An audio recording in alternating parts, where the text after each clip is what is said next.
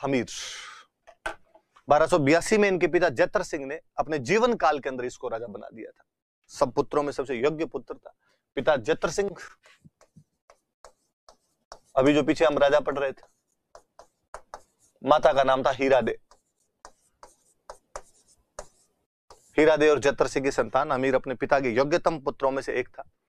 और जैतर सिंह ने इसको अपने जीवन काल में कहा, अपने तो अपना बेटा है, जो संभालेगा जो करेगा अब यही करेगा। तो 1282 के अंदर इसको राजा बना दिया गया। राजा बनने के बाद अमीर अपनी दिग्विजय नीति अपनाता। दिग्विजय मतलब, दिग का मतलब होता है दिशाएं, विजय मतलब जीतना। मैं दिशाओं को जीतूंगा, मतलब सब दिशाओं के अंदर अटैक करूंगा और सब दिशाएं जीत लूंगा। तो पहले भारतीय राजा अपनी सेना लेकर निकलते, आसपास के क्षेत्रों को जीत लिया करते थे। इसको उनकी दिग्विजय नीति कहा जाता था। तो हमीर की दिग्विजय नीति, तो इसने आसपास के कई राज्यों को जीता। 2-3 याद रखने वाले से, एक चित्तौड़ जीत लिया था इसने। चित्तौड़ में किस राजा को हराया? तो चित्तौड़ में हराया था समर सिंह। ये समर सिंह वही है जो रतन सिंह के पिताजी है।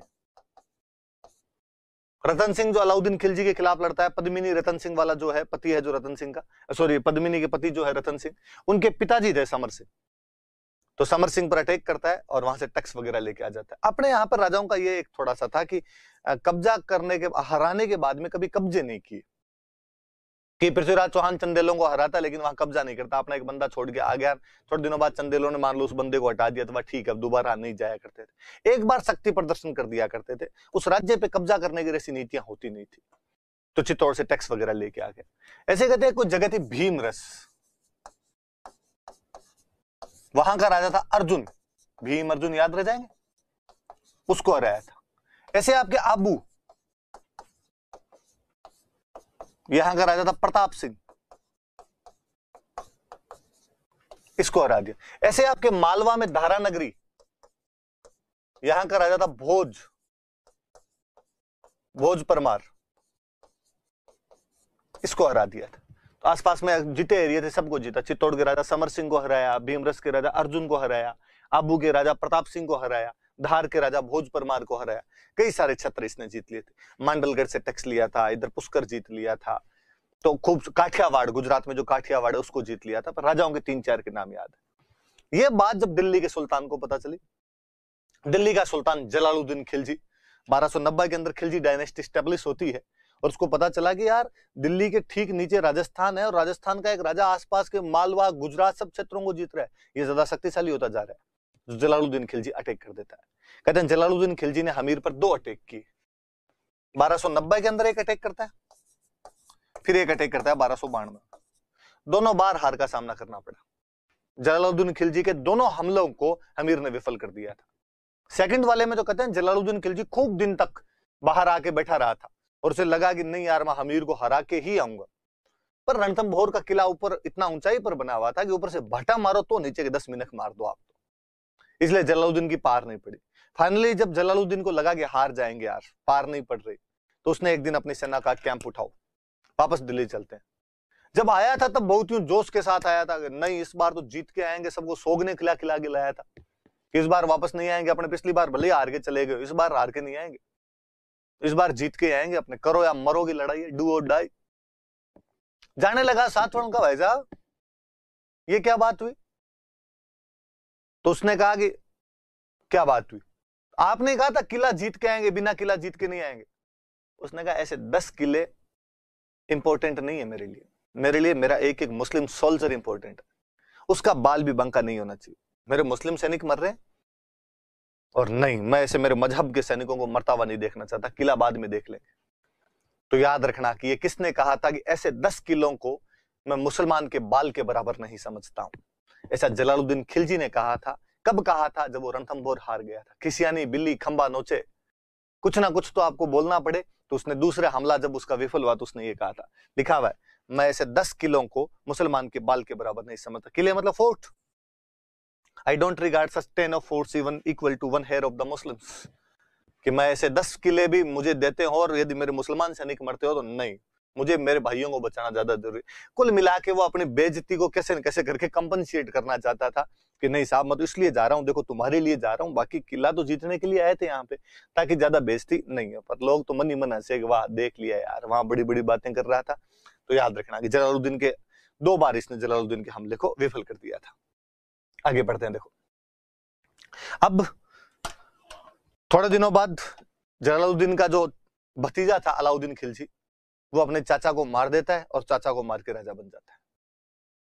अलाउद्दीन खिलजी राजा बना। तो अलाउद्दीन खिलजी तो बहुत ज्यादा साम्राज्यवादी किस्म का राजा था कि दिल्ली सल्तनत में सुल्तानों का राज आने के बाद पहली बार किसी ने यह सोचा कि साउथ इंडिया के अंदर भी अपने को प्रचार प्रसार करना है, साउथ इंडिया में भी राज्य का विस्तार करना है, एम्पायर एक्सपेंशन करना है, तो वो अलाउद्दीन खिलजी था। ये बात सोचने वाला व्यक्ति अलाउद्दीन खिलजी था। और कहते हैं अलाउद्दीन खिलजी ने तो कहा था कि मुझे पूरी दुनिया जीतनी है। सिकंदर सानी उपाधि धारण कर ली थी उसने, मैं दूसरा सिकंदर बनना चाहता हूं, सिकंदर की तरह बनना चाहता हूं। और वो काजी साहब थे और उन काजी साहब ने समझाया, उन्होंने कहा यार दुनिया बाद में जीतना रहे, पहले कम से कम ये भारत तो जीत ले। तुम ये नॉर्थ में बैठे हो, नीचे साउथ पूरा पड़ा है इनके, कभी नर्मदा तो क्रॉस करो, कभी विंध्याचल की घाटियों के अंदर से तो निकलो, नीचे भी पड़ा है। तो साउथ के अंदर ही पहली बार कोई गया था, आदमी उसी ने सबसे पहले हमले वगैरह करने शुरू कर दिए थे। तो अब वो जब साउथ तक जा रहा है तो आदमी राजस्थान की तरफ तो ऑब्वियस सी बात आएगा। तो अब अलाउद्दीन खिलजी ने हमले करने शुरू किए। 1301 में अलाउद्दीन खिलजी का रणथंभौर पर आक्रमण।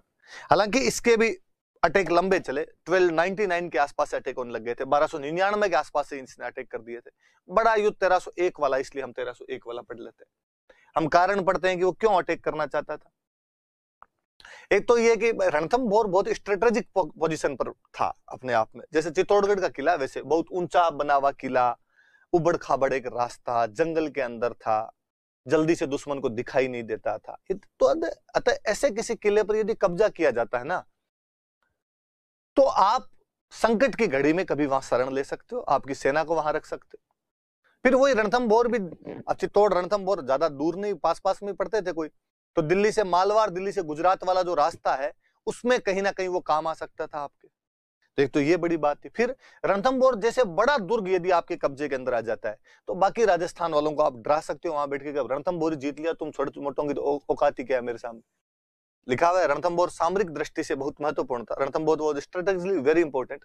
अलाउद्दीन खिलजी अभेद्य दुर्ग पर अधिकार, अभेद्य जिसको भेदा नहीं जा सके, अधिकार कर राजपूत नरेशों पर अपनी धाक जमाना चाहता था, establish his supremacy over Rajput Kings, कि नहीं भाई इनको डराया जाए कम से कम कैसे न कैसे करके। एक कारण तो ये था। दूसरा वही मैंने बता दिया कि जो हमीर आसपास में सबको हरा रहा है, उसकी धाक इतनी बढ़ रही है, तो दिल्ली का कोई सुल्तान ये नहीं चाहता था कि उसकी नाक के ठीक नीचे और कोई ये पंगे करे। लगता था यार जो आज मालवा गुजरात पर अटैक कर रहा है वो कल दिल्ली की तरफ आएगा, वो आए इससे पहले अपने चले। एक ये भी कारण था कि रणथंभौर दिल्ली के निकट था और यहाँ के चौहानों की बढ़ती हुई शक्ति का अलाउद्दीन खिलजी किसी भी स्थिति में सहन नहीं कर सकता था कि नहीं ये टॉलरेट नहीं करूंगा भाई, आप इतने शक्तिशाली कैसे हो रहे हो। फिर चाचा जी 2 बार यहां से हार के गए थे, तो थोड़ा बहुत तो भतीजे के अंदर आता है, भले ही चाचा जी को मार के बनाओगे, नहीं यार चाचा जी का बदला तो लिया जाना चाहिए अपने, तो अपने चाचा की पराजय का बदला लेना चाहता था अपना।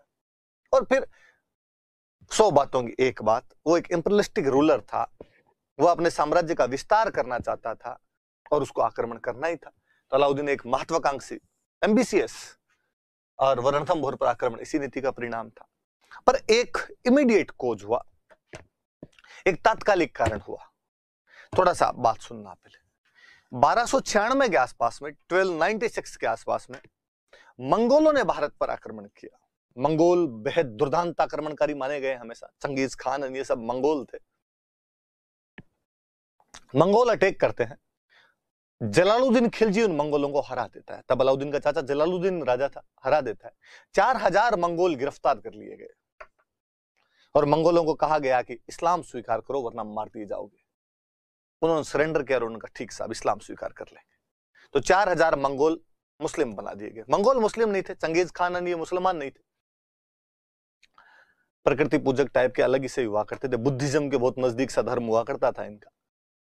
4000 मुसलमान मंगोल यहां पर मुसलमान बना दिए गए। उनके लिए बाकायदा दिल्ली में कॉलोनी बसाई गई जिसे आज भी मंगोलपुरी के नाम से जाना जाता है, और उन 4000 मुसलमानों को अपनी सेना के अंदर शामिल कर लिया गया। उनमें जितने भी सैनिक बने उनको। 1299 के आसपास में अलाउद्दीन खिलजी गुजरात पर अटैक करता है। गुजरात धन धान्य वाला प्रदेश, सब लूटना चाहते थे, वो गुजरात पर अटैक करता है, अपने सेनापतियों को गुजरात भेजता है। उलूग खान, नुसरत खान नाम के उसके सेनापति थे जिनको गुजरात भेजा गया। जब वो गुजरात गए, गुजरात में धन लूटा, तो लूटने के बाद में जब धन का बंटवारा कर रहे थे, तो उस धन के बंटवारे के अंदर मंगोलों का एक सरदार था मोहम्मद शाह, एक उसका साथी और था के हब्रू, दो मंगोलों के सरदार थे। और इन्होंने उलूग खान को कहा कि जितना लूटा है ना उसका 20% हमें दे, 1/5 भाग हमें दिया जाना चाहिए, हमने ज्यादा अच्छे से लड़ाई की थी और तू हमें रुपए कम दे रहा है लूट में। उलूग खान का दे रहा हूं तो ले लो, मैं थप्पड़ मारूंगा। तो मोहम्मद शाह और के हब्रू को लगा कि अच्छा हम अभी नए नए मुसलमान बने हैं ना, इसलिए तुम लोग हम पर विश्वास नहीं करते हो और इसलिए तुम लोग हमारे साथ ये भेदभाव करते हो, तो अपने बंदों को तो पैसे ज्यादा और हमें ऐसे इस प्रकार के कोई भी पैसे नहीं दिए जा रहे हैं, और वो वहां पर उनके खिलाफ बगावत कर देते हैं।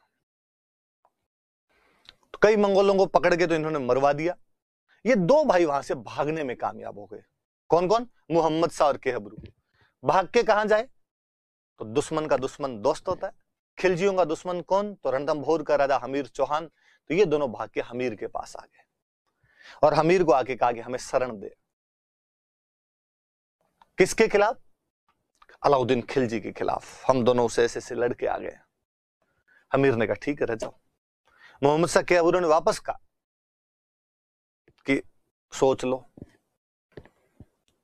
हम लम मांग रहे हैं तुमसे। हमीर ने कहा कोई हो तो क्या फर्क पड़ता है, इसका चाचा 2 बार आके गया था, लास्ट में कैंप उखाड़ के तंबू ले जाने पड़े थे यहां से। रहो तुम तो मजे करो यहाँ पे। उल्टा मोहम्मद शाह को उसने एक जागीर दी, जगाना की जागीर, लो रहने की व्यवस्था और करवाता हूं आपको। कहते हैं अलाउद्दीन खिलजी इस बात से बहुत ज्यादा नाराज हुआ कि यार मेरे विद्रोही, मेरे रिबेल, और तू उनको असाइलम देगा, वो तेरे पास जाके रहेंगे। फिर एक कहानी यह भी आती है बीच में कहीं कि अलाउद्दीन खिलजी की एक बेगम थी, चिमना बेगम, और मोहम्मद शाह का चिमना बेगम का गड़बड़ थी कोई। अलाउद्दीन खिलजी को पता चला कि मोहम्मद शाह मेरी बेगम चिमना के साथ मिलकर मेरे खिलाफ षड्यंत्र, कंस्पिरेसी रच रहा है। हाथ में गुस्सा वैसे आ जाए, षड्यंत्र नहीं रचे, सीधा सीधा पता चले कि लुगाई के साथ ऐसा ऐसा चल रहा है, तो गुस्से में होना स्वाभाविक था। तो अलाउद्दीन खिलजी ने कहा अब तो पकड़ के लाओ रे इसको, गरम चिमटे से नहीं दगाना इसको, तो देख लेना। तो अलाउद्दीन को अटैक करना ही था। अलाउद्दीन ने हमीर को पहले कहा कि भैया हमारे 2 बंदे घूमते घूमते तेरी तरफ आ गए, हमने सुना है तूने उनको जागीर वागीर और दे दी, प्लीज अपने देख आपस में कोई दुश्मनी है नहीं, सीधी सीधी तो लड़ाई थी तो चाचा के साथ थी तेरी, सौंप दे वापस। हमीर ने कहा कि नहीं, मैं एक बार कमिटमेंट कर लेता हूं, फिर तो मैं खुद की भी नहीं सुनता। अलाउद्दीन ने कहा फालतू में लेने के देने पड़ जाएंगे, क्या पड़ा है इन डायलॉग्स के अंदर तेरे। अमीर ने कहा कि नहीं, शरणागत की रक्षा करना, रिफ्यूजीज उनको प्रोटेक्शन देना, यह सनातन संस्कृति का धर्म है। कभी राजा शिवी ने कबूतर को बचाने के लिए अपने पूरे शरीर का दान दे दिया था। तो जब एक कबूतर को बचाने के लिए हमारे राजा शिवी ये कर गए थे, तो यहां तो 2 मनुष्य हैं, इनका परिवार है, नहीं साहब इनको नहीं छोड़ूंगा। तो कहते हैं अलाउद्दीन खिलजी को गुस्सा आया और अलाउद्दीन खिलजी ने अपने 3 सेनापति उतारे। सबसे पहले अभी बात करते हैं अपने आगे सेनापतियों के नाम और होंगे, तो ये तो कारण पढ़ लेना। अलाउद्दीन खिलजी ने अपने 3 सेनापति भेजे। सबसे पहले उलूग खान, नुसरत खान और अलप खान।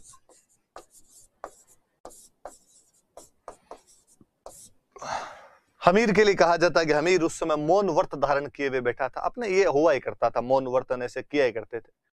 तो हमीर खुद युद्ध में नहीं गया, हमीर ने अपनी तरफ से 2 सेनापति भेजे, धर्म सिंह और भीम सिंह। तुर्क सेना आई और तुर्क सेना ने रणथंभौर के किले के पास में एक किला और पड़ता था, झाइन, झाइन दुर्ग पड़ता था, जिसको की ऑफ रणथंभौर कहते थे। ये रणथंभौर की चाबी है कि यदि रणथंभौर जीतना तो आप झाइन पे कब्जा कर लो तो रणथंभौर को जीत लोगे। की ऑफ रणथंभौर की है ये। रणथंभौर ताला है तो ये उसकी चाबी है। तुर्क सेना ने झाइन पर आकर और कब्जा कर लिया। तुर्क सेना के कमांडर कौन कौन है? उलूग खान, नुसरत खान और अलप खान। तो तुर्कों का कॉन्फिडेंस बढ़ा। 1299 के आसपास में ये हमला करते हैं, यहां पर 1299 के आसपास में। लेकिन हमीर अपने दो बहादुर सेनापतियों को भेजता है, धर्म सिंह और भीम सिंह को। धर्म सिंह और भीम सिंह बहादुरी के साथ लड़ते हैं, तुर्कों को वहां से भगा देते हैं। उनके पास जो भी कोई लूट का माल गुजरात से लाया हुआ था या आसपास से, रणथंभौर के आसपास से जब उन्होंने लूटा होगा था, वो माल वापस लूट लेते हैं और तुर्क सेना वहां से उखड़ जाती है। ये जब वापस आ रहे होते हैं वहां से, तो धर्म सिंह तो सामान लेके आगे आगे चल रहा होता है, भीम सिंह पीछे रह जाता है। और तुर्क सेना जो अचानक जो भाग गई थी, वो अचानक वापस एकजुट होती है और एकजुट होकर हमला करके भीम सिंह को मार देती है। लेकिन धर्म सिंह वापस लौट के जाता है, धर्म सिंह उनको भगा देता है। पहले उस युद्ध के अंदर तो इनकी हार होती है, रणथंभौर वालों को अपना एक सेनापति जरूर खोना पड़ा भीम सिंह के रूप में, पर तुर्कों को भगा दिया उन्होंने, वापस चले गए वो। लेकिन भीम सिंह की मृत्यु का समाचार जब हमीर सुनता है तो हमीर को लगता है ये धर्म सिंह की वजह से हार हुई, भीम सिंह मरा है, कि ये आगे पीछे हो गए इस चक्कर में। इसलिए वो धर्म सिंह को हटा देता है और धर्म सिंह की जगह एक दूसरे व्यक्ति भोज को मंत्री बना देता है। भोज से मामला संभला नहीं, तो धर्म सिंह ने वापस अमीर को कहा, आप इससे नहीं संभल रहा, आप तो मुझे बनाओ, मैं संभाल लूंगा। तो अमीर ने वापस भोज को हटाया और उसकी जगह पे धर्म सिंह को बना दिया। धर्म सिंह युद्ध की तैयारियां करने लगा। कहते हैं उसने जनता पे थोड़े नए टैक्स लगाए कि भाई युद्ध के टाइम में ज्यादा पैसे की आवश्यकता होगी। हालांकि कहा यह जाता है कि वो अभी भी हमीर के खिलाफ मन ही मन जलता था और उसे लगता था यार मेरे को हटा दिया, इसलिए उसने थोड़ी जनता पर ज्यादा ही फोर्सफुली टैक्स इंपोज कर दिए ताकि हमीर तो पॉपुलर नहीं रहे जनता में, जो बहुत ज्यादा पॉपुलर था। पर ये 2-3 प्रशासनिक परिवर्तन, एडमिनिस्ट्रेटिव चेंजेस उस टाइम हुए कि पहले धर्म सिंह को हटाया गया, भोज को बनाया गया, फिर वापस धर्म सिंह को बना दिया गया। धर्म सिंह टैक्स वगैरह लगा देता है। इधर जब भोज को हटाया गया तो भोज अलाउद्दीन खिलजी के पास चला गया और भोज ने अलाउद्दीन खिलजी को जाकर कहा कि सुल्तान यार तुम क्या यार एक बार में हार के आगे वापस अटैक करना चाहिए तुम्हें। इस बार सुल्तान वापस अपनी सेना भेज देता है। इस बार ये 2 सेनापति, अलप खान नहीं है, ऊपर वाले 2 सेनापति है। मैं अलप खान मिटा रहा हूं, पहले में अलप खान आया था, दूसरे में अलप खान नहीं है। इस बार ये 2 आए, उलूग खान और नुसरत खान आए। रणथंभौर की घेराबंदी की गई, अपने हथियार वथियार लगा के लड़ाई शुरू की गई। अंदर किले के अंदर भी उन लोगों ने अपने हथियार लगाए और ऐसी एक झड़प के अंदर वो किले के अंदर से आक्रमण करते, बाहर से किला तोड़ने की कोशिश करते, दीवारें तोड़ने की कोशिश करते। नुसरत खान मार दिया गया। याद रखिएगा, ये क्वेश्चन कोई पूछेगा आपसे कि अलाउद्दीन खिलजी का कौन सा सेनापति रणथंभौर आक्रमण में मारा गया था? नुसरत खान। क्योंकि अलाउद्दीन खिलजी के 4 मुख्य सेनापति थे जिन्हें 4 खान कहा जाता है। उलूग खान, नुसरत खान, अलप खान, एक आप और पढ़ोगे जफर खान। मिडिवल में पढ़ोगे जफर खान मंगोलों के खिलाफ लड़ता हुआ मारा गया था और जो नुसरत खान है वो अपने कहां पे लड़ता हुआ मारा गया? रणथंभौर में। अब उलूग खान ने अलाउद्दीन को समाचार भेजा कि बेइज्जती हो रही है, दिल्ली बैठा बैठा क्या कर रहा है। अब नुसरत खान को और सल्टा दिया इन लोगों ने। तो अलाउद्दीन खिलजी एक बहुत बड़ी सेना लेकर आता है। रणथंभौर के बाहर घेरा डाला जाता है। झाइन पेन कब्जा कर लेते हैं ये लोग। 9 महीने 16 दिन के आसपास का घेरा पड़ा रहा बाहर, लेकिन किले के गेट नहीं खुले, उल्टे अंदर के हमले और तेज होते जा रहे लगातार। अलाउद्दीन को लगा कि पार पड़ेगी नहीं, चाचा जी की तरफ वापस डेरे उठा के जाना पड़ेगा और बेइज्जती होगी। अलाउद्दीन चालाक आदमी था। वह शेर जितना ताकतवर और लोमड़ी जितना चालाक था। साम दाम दंड भेद, येन केन प्रकारेण, छल बल सब आया करते थे उसको। और उसने हमीर के 2 सेनापतियों को पटा लिया। हमीर का कोई एक, उसने पहले हमीर के पास समाचार भेजा कि मैं संधि करना चाहता हूं तुमसे। हमीर ने अपना एक बंदा संधि करने के लिए भेजा जिसका नाम था रतिपाल। और कहते हैं कि उसने रतिपाल को पटा लिया अलाउद्दीन ने। उसने कहा कि यार क्या संधियां वंदियां करता घूमता है, मैं तेरे को राजा बना सकता हूं रणथंभौर का। हमीर ने कहा हाउ? रतिपाल ने कहा कैसे? उसने कहा तू तो मेरा साथ दे, अपने हमीर को मार देंगे, हमीर को मार के तेरे को राजा बना देंगे। रतिपाल ने कहा पक्का? उसने कहा पर देख अकेले से तेरे पार पड़ेगी नहीं, एक आधे आदमी को अपने तरफ और मिला। उसने कहा ठीक है, एक मेरा साथी और है उसको मिलाता हूं। वह साथी था रणमल। तो 2 बंदे हमीर के साथ भी ट्रायल करते हैं। रतिपाल और रणमल, जो किसकी तरफ जाकर मिल जाते हैं? अलाउद्दीन की तरफ जाकर मिल जाते हैं। पूछा अलाउद्दीन ने कि भाई कैसे, क्या करोगे? अंदर का मामला किताब पड़ा है, कितने दिन तक अमीर और गेट नहीं खोलेगा, अंदर बैठा रहेगा? अनाज वनाज खत्म होना ही है कभी, तब तो बाहर निकलना ही पड़ेगा, बंदे बंदे मरना ही है कभी तो। उनका जवाब, ये तो पूछो ही मत आप, अनाज पोबारा 25 है, खूब सारा स्टॉक इकट्ठा किया हुआ है, पानी वानी खूब है हमारे तो अंदर तो उसने कहा इसका मतलब तो गेट खोल ही नहीं सकते, फिर तो अमीर बाहर लड़ने के लिए आएगा नहीं, किला अपने से टूटेगा नहीं। उनका बात तो यही है, तो मंग तो बताओ तुमने, हम हमारी तरफ आए हो तुम लोग, हम तुम्हें राजा बनाएंगे, तो कोई प्लान तो हो। एक प्लान है, अलाउद्दीन खिलजी वाले साथियों ने किसी ने और कहा, एक प्लान अपने कर सकते हैं क्या, कि अंदर हिंदू पब्लिक बैठी है पूरी, यदि अनाज के भंडार में गाय की हड्डियां और पानी में गाय का खून मिला दिया जाए तो हिंदू उसको टच भी नहीं करेंगे, इनको गेट खोलने ही पड़ेंगे, बाहर आना पड़ेगा। ये काम कौन करेगा? रतिपाल और रणमल को करवाओ ये काम। और कहते हैं रतिपाल और रणमल ने जहां अनाज भंडार था वहां पर गाय की हड्डियां मिला दी, हड्डियों का चूरा डाल दिया, वहां पर जहां पानी था वहां गाय का खून मिला दिया। सुबह जब इस बात का पता चला तो जनता ने वो अन्न और पानी ग्रहण करने से मना कर दिया, साहब नहीं तो ये पानी पिएंगे न अन्न। जितना कोई दूसरा स्टॉक था जो अनाज घर पे पड़ा था लोगों के, उससे कितने दिन तक काम चलता। हालात ये हो गए थे कि अमीर खुसरो अपनी पुस्तक खजाइन उल फुतूह के अंदर लिखता है, जिसके बारे में पहले बता चुका हूं आपको।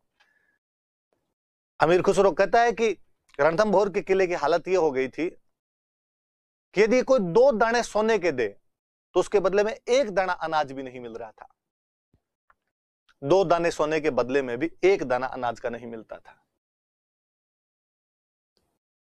अब जब इतनी हालत खराब हो गई तो हमीर को लगा अब क्या किया जाए। हमीर चुपचाप बैठा हुआ है, अपने पब्लिक में त्राहिमाम मचा हुआ है, भूख मर रहे हैं। राजा ऐसे मामले में क्या करता है, अपने पास जो अनाज वगैरह होता वो भी बांट दिया करता। जनता भूखी नहीं मरनी चाहिए। गढ़ के बाहर जाएं तो कहीं से अनाज लेके आए, पर गढ़ के बाहर जाएं कैसे? गढ़ के फाटक खुले तो बाहर सेना बैठी हुई है, लड़ाई की जा सकती है केवल। सेना अमीर को कहे कि भूखे मरने से अच्छा है 2-2 हाथ करके मरे। ऐसे समय में जब अपनी सेना कम हो और दुश्मन की सेना ज्यादा हो, किले का अनाज और पानी समाप्त हो जाए, तब अपने वालों के लड़ने का एक दूसरा विकल्प हुआ करता था, जिसे हम साके के नाम से जानते हैं। इसमें तमाम महिलाएं फायर बाथ कर लिया करती थी, जिसे हम जोहर कहते हैं, और तमाम पुरुष केसरिया कपड़े पहनकर बाहर लड़ने के लिए जाते थे और वीर गति को प्राप्त हो जाया करते, जिसे हम केसरिया कहते हैं। सैनिकों ने कहा 2-2 हाथ किए जाएं और बचा भी क्या है, पर हमीर ऑर्डर नहीं दे। हमीर चुपचाप अपने महल के अंदर बैठा हुआ, चिंता मग्न बैठा। हमीर की रानी हुआ करते थे रंग देवी।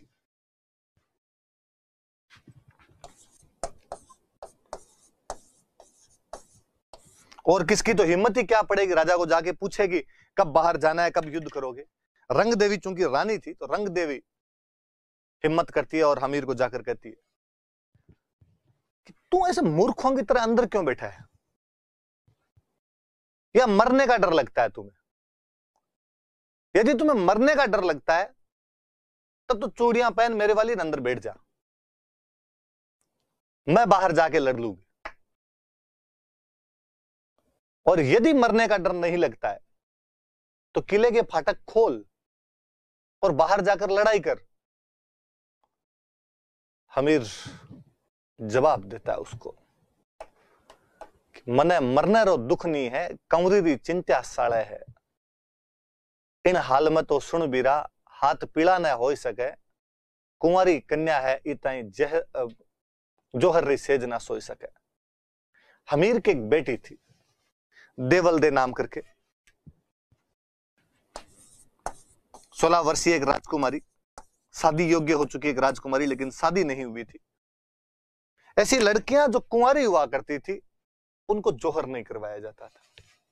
कुंवारी लड़कियां, केवल शादीशुदा महिलाएं जोहर किया करती थी।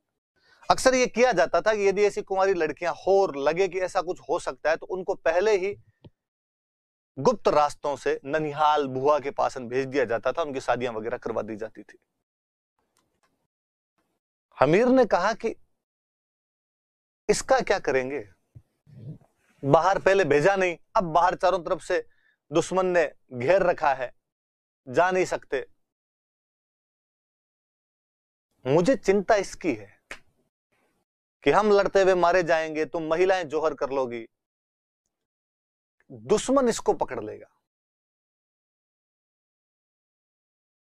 पता नहीं क्या क्या किया जाएगा, इस बात का कुछ भी नहीं पता है। मन मरना रो दुख नहीं है, कंवरी चिंता साड़ा है, इसकी चिंता साल रही है, मुझे मरने की चिंता नहीं है। इन हाल में तो सुन बिरा हाथ पीला ना हो सके, इस हालत में तो इसके हाथ पीले भी नहीं किए जा सकते हैं। कुंवारी कन्या है ये ताही जोहर री सेज ना सोई सके, कुंवारी लड़की इसलिए जोहर भी नहीं कर सकती है। अब रंग देवी का मुंह भी फीका पड़ा और रंग देवी को लगा कि बात तो सही है, इस तरफ तो सोचा ही नहीं था।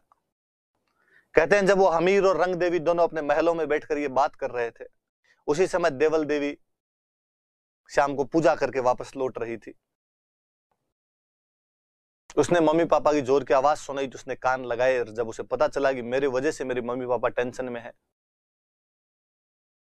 वह 16 वर्षीय कन्या अंदर जाती है, अपने पिता को जाकर कहती है कि यदि मैं आपके राज्य के अंदर बाधक हूं, मैं आपके गेट खोलने में कांटा साबित हो रही हूं, तो मुझे मार दीजिए,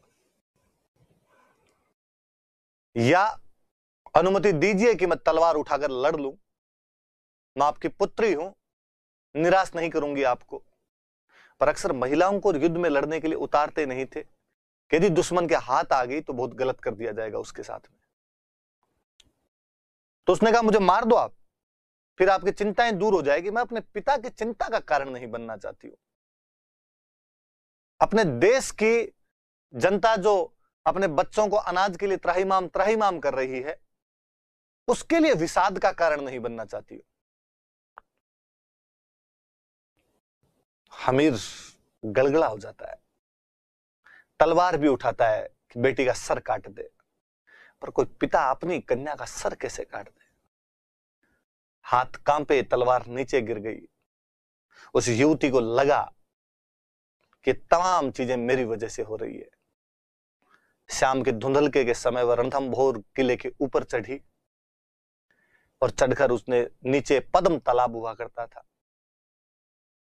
रणथंभौर किले की तरफ ऊपर चढ़ी हुई वो पद्म तालाब की ओर देखती है, रणथंभौर किले को अंतिम नमन करती है। वो हे गढ़ रणत भंवर तन अंतिम नवण गढ़ त्रिनेत्र धाम, जिसमें भगवान गणेश का त्रिनेत्र मंदिर है, उसको नमन करती है।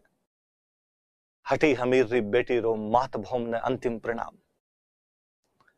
कि हठी हमीर की बेटी अपने मातृभूमि को अंतिम प्रणाम कर रही है।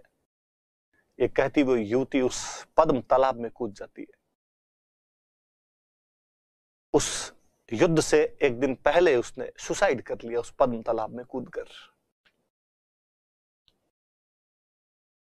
जब इस बात का पता चला तो वो जो चिंता थी वो तो वैसे ही दूर हो गई। दूसरे दिन तमाम महिलाएं रंग देवी के नेतृत्व में जोहर कर लेती है।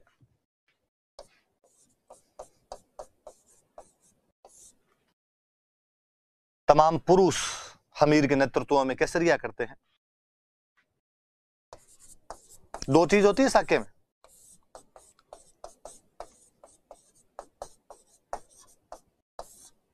लिखा हुआ 1301 में रणथंभौर में साका किया गया। साके में दो चीज होती है, एक जोहर और एक केसरिया। रंग देवी ने जोहर किया जो कि हमीर की रानी थी, और हमीर के नेतृत्व में केसरिया किया गया।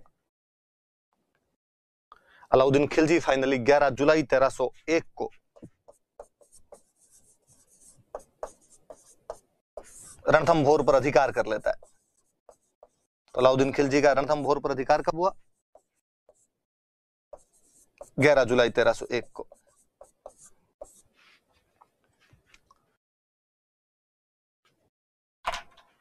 दो बातें मैं बताना चाहूंगा। आप जब ये कहानी सुन रहे हैं तो आप में से कई लोगों ने, जिन्होंने राजस्थान जीके पढ़ रही होगी, आपको लगता होगा कि ले यार ये आदमी मेन बात क्यों नहीं बता रहा। आप में से कईयों को यह भी लगता होगा कि रणथंभौर में 1301 के अंदर साका किया गया था, तो सर इससे संबंधित क्वेश्चन क्यों नहीं बता रहे? दो चीजें, एक तो रणथंभौर में जो 1301 के अंदर साका किया गया था, इसको राजस्थान का पहला साका माना जाता है, या कई बार पहला जोहर लिख देते हैं तो पहला जोहर माना जाता है कि 1301 के अंदर रणथंभौर में जोहर किया गया था। आरपीसी का ऐसा क्वेश्चन है पूछा हुआ कि राजस्थान में पहला जोहर का कहां किया गया था, तो रणथंभौर में किया गया था। हम जानते हो 1301 के अंदर हुआ था, तो पहला साका 1301 वाला ये है, यही पहला जोहर है। हालांकि मैं यही आपको बताऊं कि आगे मैं जब जैसलमेर पढ़ाऊंगा तो मैं खुद बता दूंगा कि 1299 में ही जैसलमेर के अंदर जोहर कर लिया गया था। वहां पर भी अलाउद्दीन खिलजी का अटैक होता है और मूलराज की रानियां वहां पर जोहर कर लेती है। ये मैं ही लिखवाऊंगा, पर मैं ही यहीं पर आपको बता रहा हूं कि फिर भी यदि कोई आपसे पूछे कि राजस्थान का प्रथम जोहर या प्रथम साका कौन सा था, तो रणथंभौर माना जाए, क्योंकि आरपीएससी ऐसा मानती है।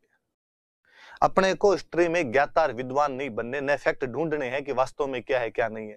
तुम दिन को अगर रात कहो, हम रात कहेंगे। आरपीसी कहती है 1301 वाला है, रणथंभौर वाला है, हम मानेंगे कि हाँ साहब ये है। आरपीसी ने मान लो थोड़े साल बाद चेंज करके कह दिया कि नहीं साहब चित्तौड़ वाले 1303 वाले को पहला मानना है, अपने वो मान लेंगे। दो नंबर आने चाहिए, बाबू घर आना चाहिए, कौन से गेला है। आरपीसी कल को कह दे कि नहीं युगांडा में पहला साका हुआ था, अपने युगांडा मान लेंगे। बाकी मैं हमेशा कहता हूं कि साके और जोहर शायद आरपीसी और इतिहासकार समझ ही नहीं पाए, ये बहुत बहुत पुराने हैं।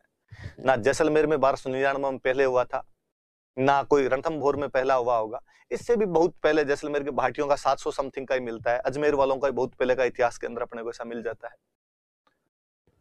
पर चूंकि इन्होंने ऐसा मानना शुरू कर दिया तो हम भी मान लेते हैं हाँ ऐसा रहा होगा। तो आपने याद रखना, कोई पूछे राजस्थान का पहला साका कौन सा था, तो रणथंभौर के अंदर हुआ था। कब हुआ था? तो 1301 के अंदर हुआ था। बातें याद रख लेना, ठीक है साहब। एक आपकी तमाम किताबें ये एक बात और लिख देती है, और वो कहती है कि रणथंभौर में जल जोहर किया गया था।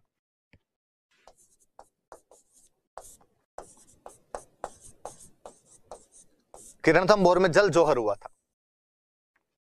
हालांकि मेरे कभी समझ में आया नहीं कि यार ये क्या टर्म होती है, ये जल जोहर क्या होता है। फिर से लगता है यार जोहर का मतलब होता है कि आप आग में कूद जाते हो, और जल जोहर का मतलब आप पानी में कूद गए होंगे।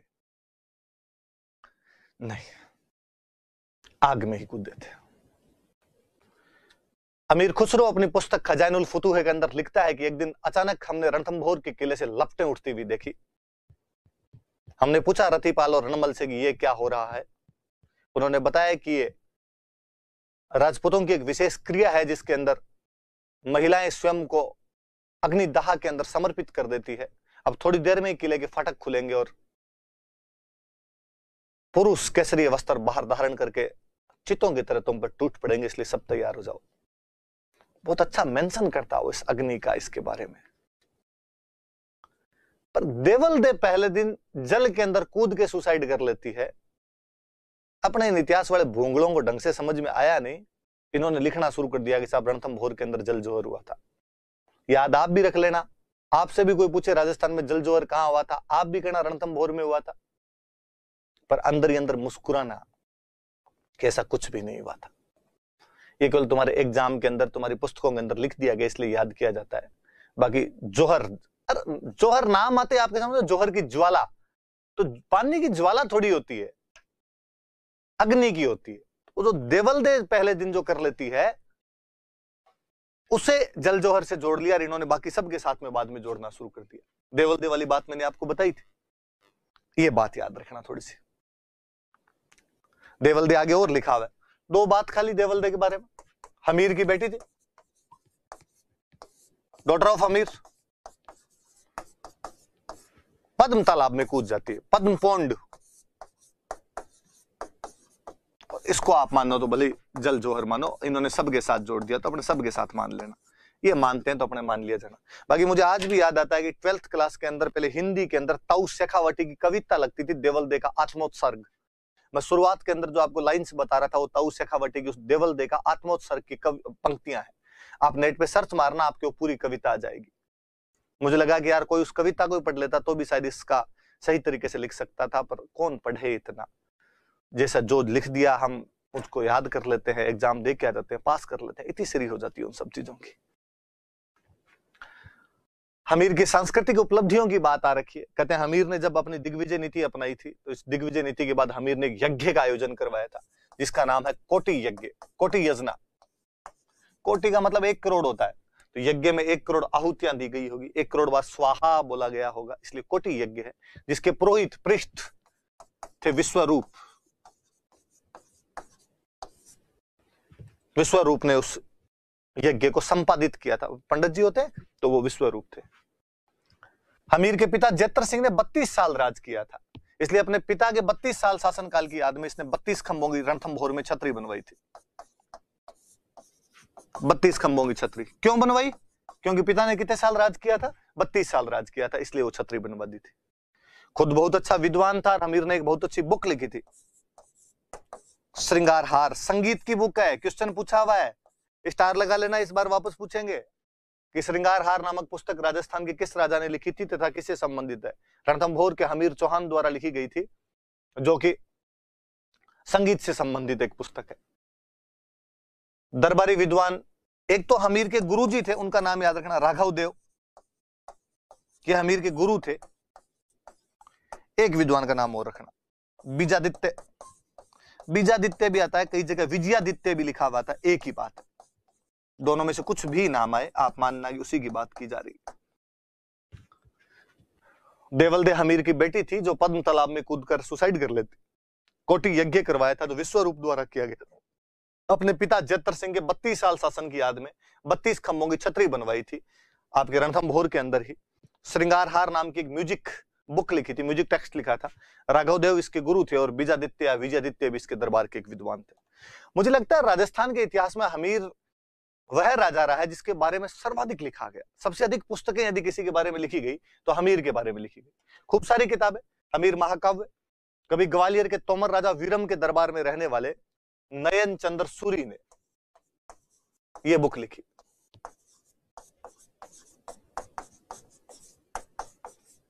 नयन चंद्र सूरी की पुस्तक है। एक भांडव व्यास नाम करके एक थे, उन्होंने लिखी हमीरायण। याद रहे 2013 के प्रीलिम्स में क्वेश्चन था, भांडव व्यास की पुस्तक का नाम बताइए, हमीरायण। नीमराणा के चंद्रभान चौहान के दरबार में रहने वाले जोधराज ने अपनी लोकल अहीरवाटी भाषा के अंदर एक पुस्तक लिखी, हमीर रासो। अलवर वाला बेल्ट यादवों का बेल्ट है, यादवों को अहीर बोलते थे, तो ये भाषा इधर की अहीरवाटी हो जाती है। तो जोधराज ने नीमराणा के राजा चंद्रभान चौहान के दरबार में रहते हुए जोधराज ने हमीर रासो नामक पुस्तक लिखी। अमृत कैलाश ने हमीर बंधन लिखी। ये सब बाद में लिखी हुई किताबें हैं, ये कोई हमीर के दरबारी वगैरह नहीं है। बूंदी के राजा सुरजन के दरबार में रहते थे चंद्रशेखर, जिन्होंने एक पुस्तक लिखी हमीर हट। हमीर फेमस है किस बात के लिए? अपने हट के लिए फेमस है, तो उसने पुस्तक लिख दी हमीर हट के। हमीर जैसा हट, हमीर जैसी जिद कोई नहीं कर पाया था। हमीर महाकाव्य नयन चंद्र सूरी, हमीरायण भांडव व्यास, हमीर रासो जोधराज, हमीर बंधन अमृत कैलाश, हमीर हट सारंगधर। हालांकि हमीर रासो एक व्यक्ति द्वारा और लिखी हुई है जिनका नाम था सारंगधर, वो इतनी ज्यादा इंपॉर्टेंट नहीं है, जोधराज वाली ज्यादा इंपॉर्टेंट है, याद रखना आप। तो हमीर रासो 2 लोगों की, एक सारंगधर की भी, एक जोधराज की, पर जोधराज वाली ज्यादा इंपॉर्टेंट है। हम साहित्य पढ़ेंगे तब और चर्चा कर लेंगे। यहाँ पे नाम आया तो मुझे लगा यार कुछ किताबें यहाँ याद कर लेनी चाहिए जो हमीर से संबंधित है। आगे बढ़ते हैं। ये पद्म तालाब है, पद्म तालाब का सीन है। ये 32 खंभों की छतरी है जो अपने पिता जैतर सिंह के 32 साल शासनकाल की याद में बनाई थी। न्याय की छतरी भी कहा जाता है, कैनोपी ऑफ जस्टिस, न्याय की छतरी कहो या 32 खंभों की छतरी कहो। लो 32 खंभों छतरों की नाम आया तो मैं फिर बताऊं। राजस्थान में 32 खंभों की 2 छतरियां हैं, 32 पिलर्स की 2 छतरियां। एक रणथंभौर में जो हमीर बनवाता है अपने पिता जैतर सिंह की याद में। आपको याद हो तो मैंने एक आपको बताया था कि प्रताप पर अकबर की तरफ से अंतिम आक्रमण जगन्नाथ कछवाहा ने किया था। बताया था आपको मैंने जगन्नाथ कछवाहा की बात। उस जगन्नाथ कछवाहा की छतरी भी 32 खंभों की है।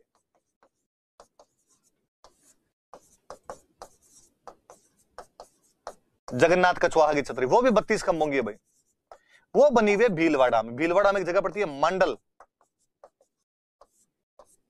तो ये दोनों मैंने एक साथ बता दी ताकि याद रह जाए। जगन्नाथ कछवाहा कौन था? तो महाराणा प्रताप पर आक्रमण करने वाला अंतिम मुगल सेनापति था, आमेर का था जगन्नाथ कछवाहा। मान सिंह के अंकल लगते थे। तो उन्होंने प्रताप पर अंतिम मुगल आक्रमण किया था। तो उस वापस आक्रमण से जब सेना लौट रही थी तो एक दिन अचानक मेवाड़ वालों ने वापस सर्जिकल स्ट्राइक की उन लोगों पे, और यहाँ मंडल के अंदर उस युद्ध के अंदर लड़ते हुए जगन्नाथ कछवाहा काम आए थे। उन जगन्नाथ कछवाहा की छतरी 32 खंभों की है, वो मांडल में। तो 32 खंभों की 2 छतरियां हैं, एक मांडल भीलवाड़ा में जो जगन्नाथ कछवाहा की है, जो कि प्रताप पर आक्रमण करने वाले अंतिम मुगल सेनापति थे। दूसरी जैतर सिंह की है, जो हमीर के पिता थे। हमीर ने अपने पिता के 32 साल के शासनकाल की याद में रणथंभौर में ये छतरी बनवाई थी। दोनों याद रखना।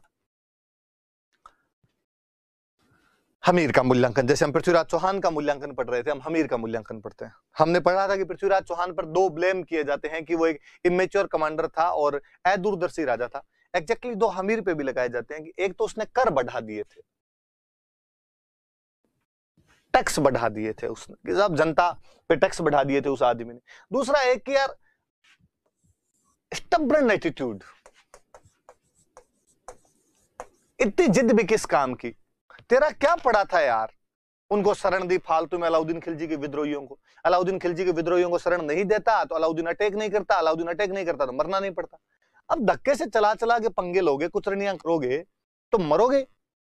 तो 2 आरोप लगाए जाते हैं, एक तो टैक्स बढ़ा दिए थे उसने, और दूसरा जिद करने वाला आदमी था, स्टबर्न एटीट्यूड रखता था, हट करने वाला आदमी था। पर हम वापस जस्टिफाई करते हैं उसको।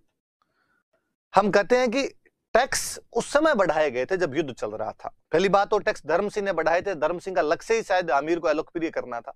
पर फिर भी मैं कहता हूं कि कर उस समय बढ़ाए थे जब युद्ध चल रहा था, और युद्ध के समय में तमाम राजाओं द्वारा टैक्स बढ़ाए जाते थे। मैं आगे और बता दूंगा आपको कि ये युद्ध चल रहा है, यहां पर इस राजा ने वो टैक्स बढ़ा दिया, क्योंकि युद्ध में अधिक धन की आवश्यकता है, कम धन की आवश्यकता तो अधिक धन की आवश्यकता, इसलिए युद्ध के समय में टैक्स लगता था। बाकायदा मैं जब आगे प्रशासनिक शब्दावली पढ़ाऊंगा आपको तो मैं बताऊंगा, गनीम बराड़ हुआ करता था, और गनीम बराड़ का तो मतलब ही था युद्ध के समय लिया जाने वाला टैक्स।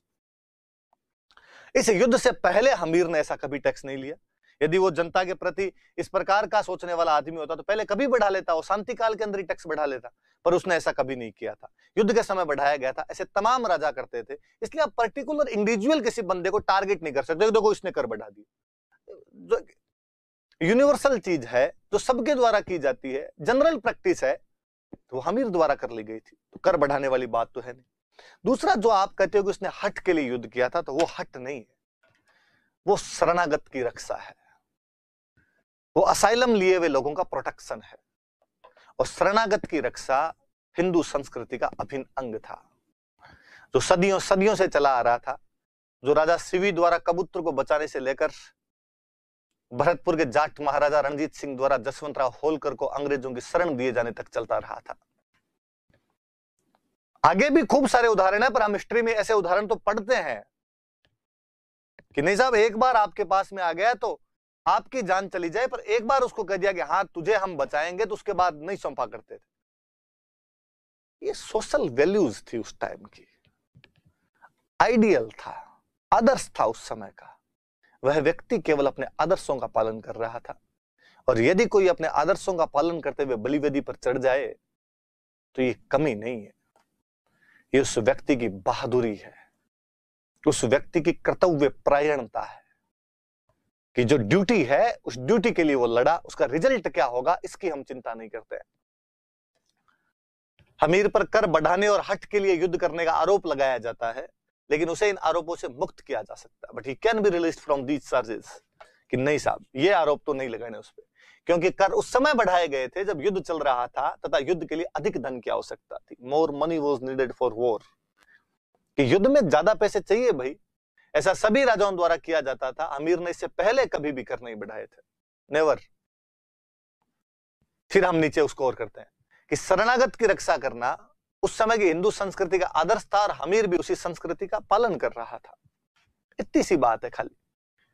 उसकी बहादुरी तथा शरणागत की रक्षा के लिए सब कुछ न्यौछावर कर देने की भावना न केवल अविस्मरणीय है, अनफॉरगेटेबल, भुलाई नहीं जा सकती, ना भूतो ना भविष्य थी, बल्कि उसे प्रथम पंक्ति में लाकर खड़ा कर देती है, फर्स्ट लाइन में लाके खड़ा करती है। नयनचंद्र सूरी अपने हमीर महाकाव्य में लिखते हैं, सिंह गमन सतपुरुष बचन कदली फलई के बार, तिरिया तेल हमीर हट चढ़े न दूजी बार।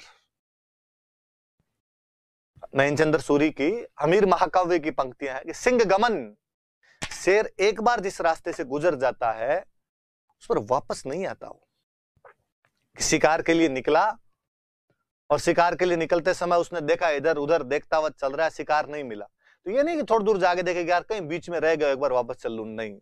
इतना चौकन्ना होता है कि उसकी नजरों से कोई नहीं बच सकता। इसलिए अक्सर एक वर्ड का प्रयोग किया जाता है, सिंहावलोकन। सिंह जैसा अवलोकन करता है वैसे करो, छूटना नहीं चाहिए कुछ भी। इस घटना का सिंहावलोकन वर्णन कीजिए, उस प्रकार अवलोकन कीजिए, उस प्रकार देखे जैसे सिंह करता है। शेर एक रास्ते का चुनाव एक बार करता है, वापस लौट के नहीं आता उस पे। सतपुरुष वचन, सज्जन व्यक्ति एक बार जो बात बोल दे उसे पलटता नहीं है, थूक के चाटने वाले लोग नहीं है। कदली फल एक बार, केले के पेड़ पर एक ही बार फल आता है। जिस जगह एक बार फल लग गया वहां पर दोबारा फल केले के पेड़ पर नहीं लगता है। शेर एक रास्ते से दोबारा नहीं जाता, सज्जन व्यक्ति अपनी बातों से मुकरता नहीं, केले के पेड़ पर एक ही बार फल आता है। तिरिया तेल, तिरिया मतलब महिला, लड़की की शादी एक ही बार होती है।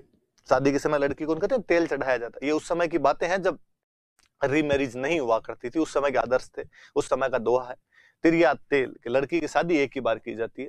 हमीर हट और हमीर जैसी जिद, चढ़े न दूसरी बार। इनमें से कोई भी काम दूसरी बार नहीं हुआ है, ये तमाम काम केवल एक एक बार होते हैं। सिंह गमन सतपुरुष वचन, कदली फल एक बार, तिरिया तेल हमीर हट, चढ़े न दूसरी बार। याद रखना आप पंक्तियां, आप भी लिखना। ये हमीर की फोटो, हमीर हट लिखा हुआ है, यूं फोटो बनाई हुई है उसकी तो क्या है, पर बाद में किसी ने फोटो बना दी। एक बात मैं और कंक्लूड करना चाहूंगा, बताना चाहूंगा कि राजस्थान का पहला साका था अमीर खुसरो। अपनी पुस्तक खजाइनुल फुतूह में इसका वर्णन करते हैं। मैं अमीर खुसरो की दो किताबें बताना चाहूंगा आप यहां पर। अमीर खुसरो की एक किताब है मिफ्ता उल फुतूह है,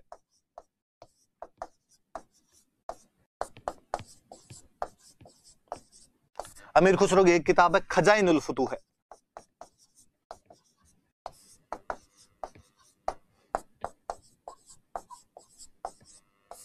मिफ्ता उल फुतूह के अंदर वो लिखता है जलालुद्दीन खलजी के हमले के बारे में। जो जलालुद्दीन 2 बार हार के गया था उनकी जानकारी तो इसमें है।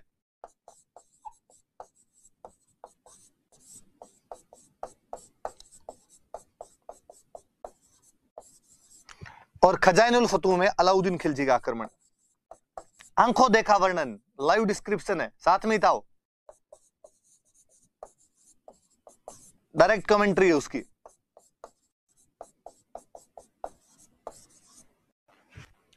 तो मिफ्ता उल फुतूह में जलालुद्दीन खिलजी वाले आक्रमण का वर्णन है, खजाइनुल फुतूह में अलाउद्दीन खिलजी के आक्रमण का वर्णन है। और जब अलाउद्दीन यहां पर कब्जा कर लेता है तो अमीर खुसरो अपनी पुस्तक में लिखता है कि आज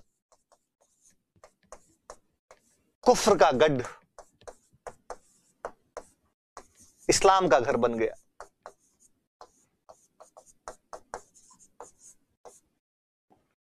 कुफ्र मतलब मैंने बताया था, वे जो इस्लाम को नहीं मानते हो काफिर है, जो धर्म का विरोध करते हैं कुफ्र है। तो कहता है कुफ्र का गढ़, वो गढ़ जो धर्म विरोधियों के पास था, जो इस्लाम वालों के पास में नहीं था, आज इस्लाम का घर बन गया है। आज हमने कब्जा कर लिया तो इस्लाम का घर है। हालांकि पूरी लाइन उसकी बहुत अच्छी। वो कहता है सिंह सो गया है और विश्वासघातियों के कारण, रतिपाल और रणमल ने जो विश्वासघात किया था, उन विश्वासघातियों के कारण आज कुफ्र का गढ़ इस्लाम का घर बन गया है। ऐसा कौन कहता है? तो अमीर खुसरो कहता है। कब कहता है? तो खजाइनुल फुतूह में कहता है, जब अलाउद्दीन खिलजी 11 जुलाई 1301 को रणथंभौर के किले पर कब्जा कर लेता है। एक ऐसी लाइन हमने पहले और पढ़ी थी कि जब जोधपुर महाराजा जसवंत सिंह जमरूद का थाना में मृत्यु हो जाती है तो औरंगजेब कहता है आज कुफ्र का दरवाजा टूट गया। अमीर खुसरो कहता है आज कुफ्र का घर इस्लाम का घर बन गया है। रणथंभौर की जीत के बाद, डिक्लाइन ऑफ रणथंभौर के बाद, कोलैप्स ऑफ रणथंभौर के बाद। अमीर खुसरो की 2 किताबें और वो अमीर खुसरो का डायलॉग याद रखना थोड़ा सा। एक तो मैं 2 एक बातें और बतानी चाहूंगा आपको। कहते हैं कि रतिपाल और रणमल युद्ध के बाद अलाउद्दीन के पास गए, अलाउद्दीन को जाकर कहा कि हमें राजा बनाया जाए। अलाउद्दीन ने कहा कि इन दोनों को मार दिया जाए, क्योंकि जो अपने राजा के नहीं हुए वो हमारे क्या होंगे। विश्वासघातियों के लिए यहां पर कोई भी स्थान नहीं है। रतिपाल और रणमल को भी उमरवा देता है। मोहम्मद शाह और केहबरू, वो दोनों मंगोल भाई जो उलूग खान या अलाउद्दीन खिलजी के साथ विद्रोह करने के बाद हमीर के पास आ गए थे, उस युद्ध में हमीर के साथ लड़ाई करते हैं। बेहतरीन ढंग से वो दोनों मंगोल भाई अपने जो भी उनके बाकी और साथी थे उनके साथ लड़ते हैं। केहबरू युद्ध में लड़ता हुआ मारा जाता है। मोहम्मद शाह को घायल अवस्था में पकड़ लिया जाता है। घायल अवस्था में पकड़ने के बाद अलाउद्दीन खिलजी के सामने लेकर गए और अलाउद्दीन ने पूछा कि हे मोहम्मद शाह, यदि मैं तुम्हें रिहा कर दूं तो तेरी अंतिम इच्छा क्या है, लास्ट डिजायर? मोहम्मद शाह ने कहा कि सुल्तान, मेरी दो अंतिम इच्छाएं हैं। कहा बता।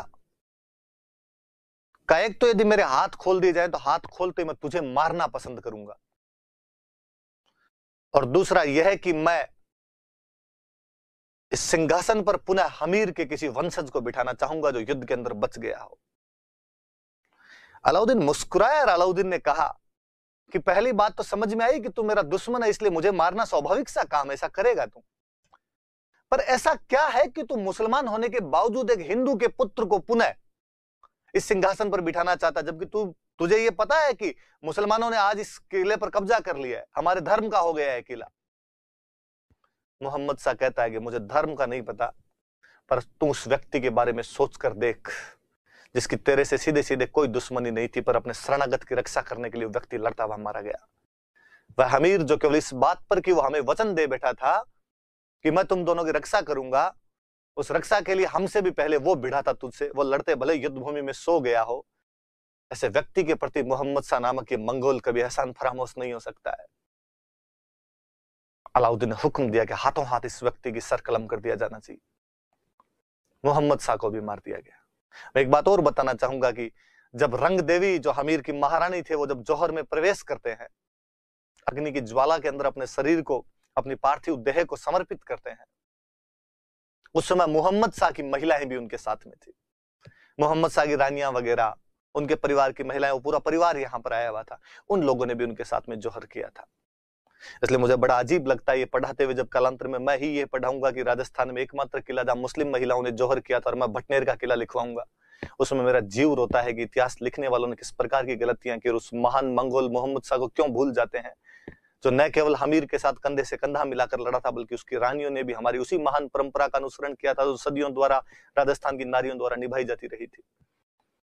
उन जौहर और साकों में उन जलने वाली उन पवित्र सती पवित्रताओं को, महिलाओं को हम आज भी याद करते, तो हमें याद रखा जाना चाहिए कि उसके अंदर मोहम्मद शाह की महिलाएं भी शामिल थी। पर यही है हिस्ट्री पढ़ने का तरीका, इसी प्रकार से पढ़ाई गई, इसी प्रकार से लिखी गई। हम रोजी रोटी के जुगाड़ के अंदर, 2 जून रोटी की आशा के अंदर, पेट का पाप पालने के लिए ये सब करते हैं, और जो पढ़ाया गया उसको वैसे पढ़ लेते हैं, आंसर लिख के आ जाते हैं, उससे पेपर पास होता है, इसलिए वही किया जाए। ये हमीर की कहानी थी।